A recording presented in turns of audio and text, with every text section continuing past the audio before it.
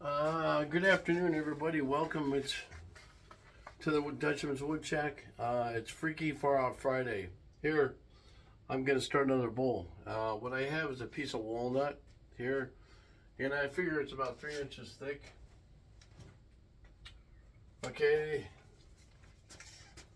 it's about 3.5 inches thick, and it's about 8 inches wide. So, here's what will end up probably happening. It'll probably be 7.5 by the time I'm through. But anyway, with this one, I'm just going to make like a really smooth reveal up to here, maybe a little bit of a lip, depending what it looks like when I get through. Kind of like this. So, but you can see I've got all kinds of pieces, and that might be my next resin thing. I don't know yet. Anyway. So, first off, first rule of business is I find here where my center will be, and I found it. So what I'm doing now is, it's a little off. It's when I cut it, it's exactly square, so it's going to wobble a little bit. When that's the case, I've got this on 1600 RPM. I can knock it down to 1000, be a little bit easier, but with this one, I think we're okay because it's a smaller piece. Look for imperfections in it. There are some splits on this side. I chose this to be the bottom, and I chose the other side to be the top. And so if there's any imperfections on that side, it won't matter because I will have them gouged out. Then you go around and you make sure that you've got, see if any splits are in here that might cause an issue. If you don't see anything, then have at it. Okay, so now this is your tool rest. All right, and the tools I'll be using today will be, okay, I'll use this CI5 gouger. Now, people ask me why I don't use my other gouger, the other bowl gouger, because I can change the heads on these and I don't have to worry about taking them in to be sharpened or me trying to sharpen them. If you're in for time is money. You don't want to spend a lot of time doing stuff. So, in this case, this is what I'm doing. So, here's what I'm going to be doing to this. You're going to turn it on and see what happens.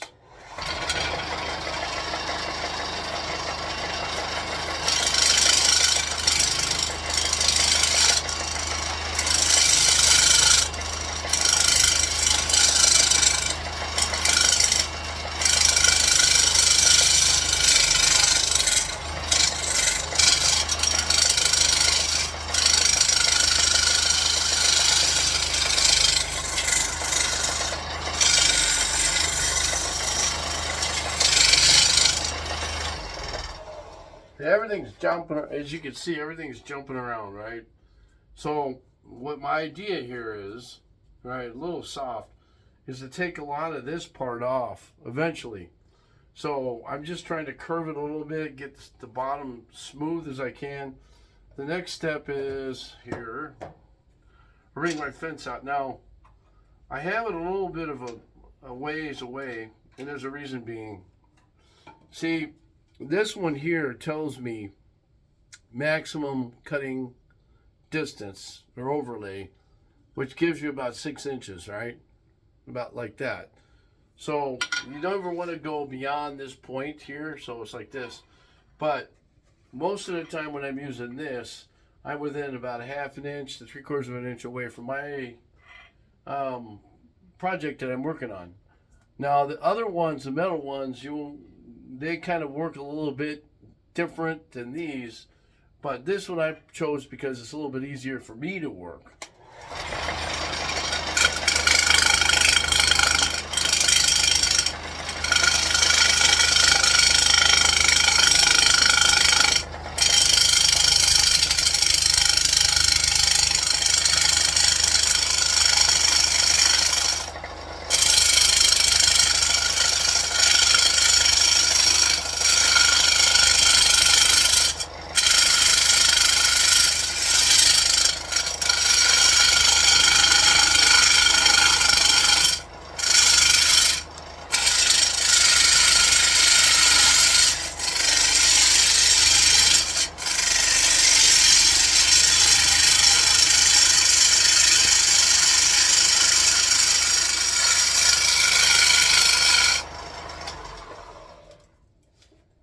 Now, as you can see,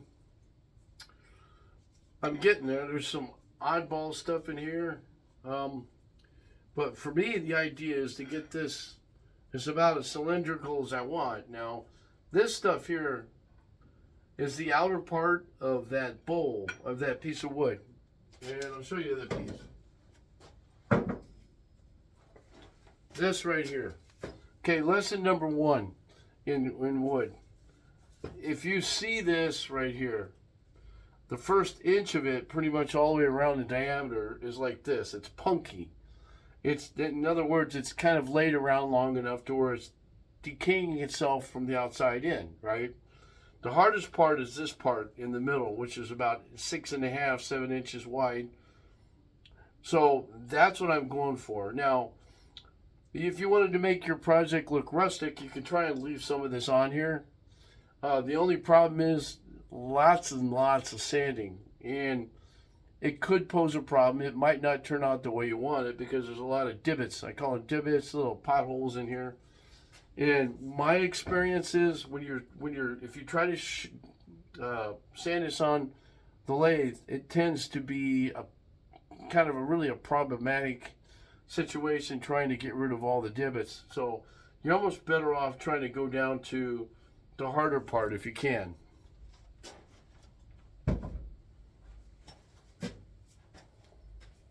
Now I'm going to move this in a little bit further. As you notice, it makes a mess. If you've ever had a lathe, you know it's a mess. For those who want to look into it, the only thing I haven't done yet is I want to put partitions around here, and so that it doesn't go that way, that way, that way. You know, I kind of confine it to one end because it's a mess.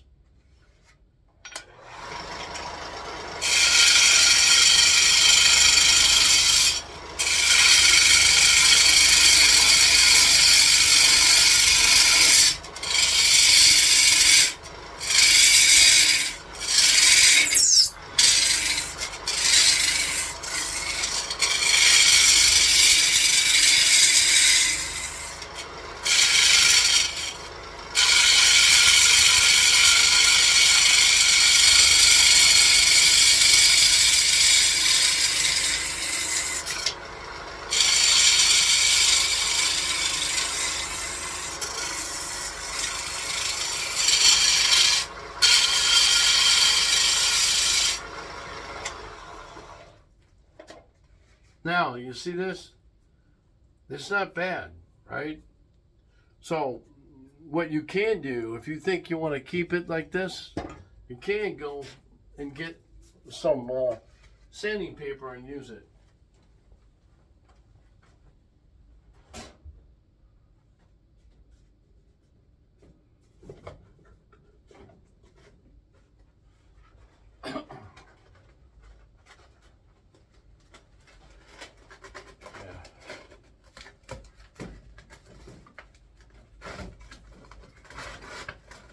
So this is 80 grit.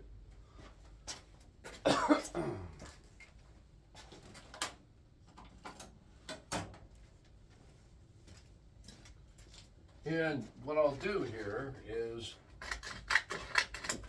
I'll show you here. First things first though.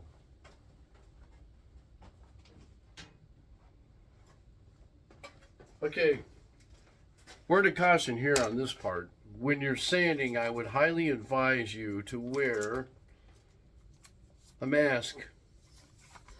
This stuff has been laying around for a while and probably has a lot of mold in it, not to mention stuff that might be toxic to you. So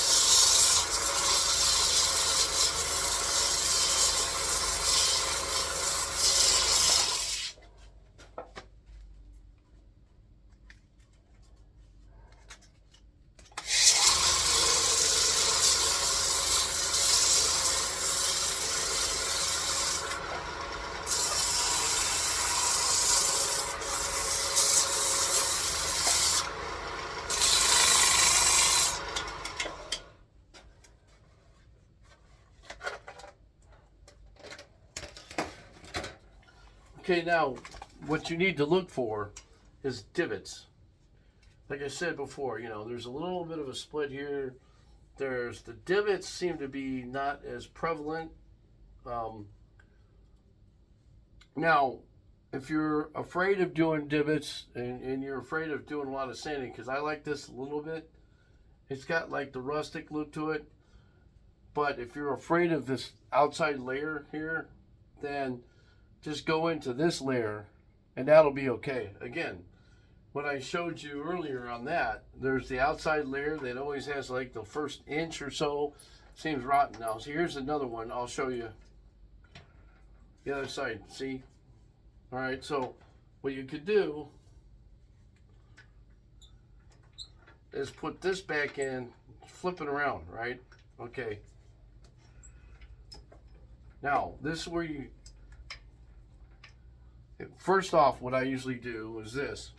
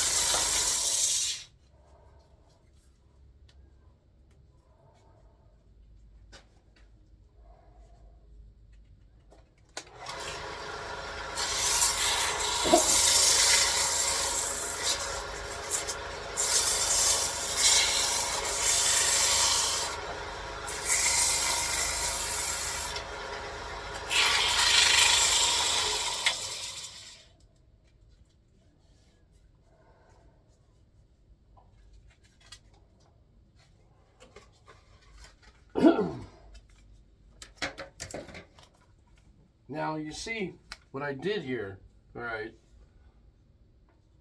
It's a little bit of a bump right there, all right? It's because I'm going with the outside part. Now, if I wanted to go and go all the way to the hard part, no problem. But see what I was telling you about divots here. Don't know if you can see them. I'll widen the screen a little bit, maybe. Anyway, it won't. Anyway, here's the divots.